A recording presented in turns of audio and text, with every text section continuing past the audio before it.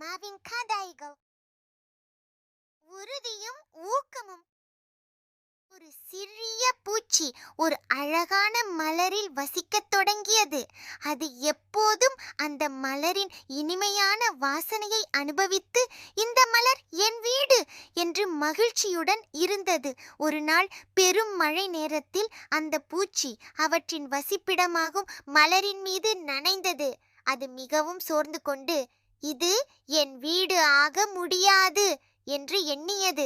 அப்போது அந்த மலர் அமைதியாக சொல்லியது, நீண்ட காலம் நிலைத்திருப்பது முக்கியம். சில தற்காலிக சவால்கள் வந்தாலும் வாழ்க்கை தொடர்ந்து கொண்டே இருக்கும். பூச்சி அந்த வார்த்தைகளை மனதில் வைத்துக்கொண்டு மலரின் மீது மீண்டும் பணி செய்வதற்கு உறுதியாக இருந்தது. மறுபடியும் அந்த மலரின் மீது வசிக்கத் தொடங்கியது.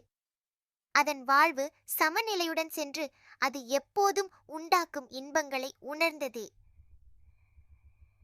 இந்த கதை மூலம் நாம் கற்றுக்கொள்ளும் பாடம் என்னவென்றால், வாழ்க்கையில் சில சவால்கள் வரும்போதும் மனுருத்தியுடன் ஒரே நிலைப்பாட்டை அடைந்து செல்ல வேண்டும்.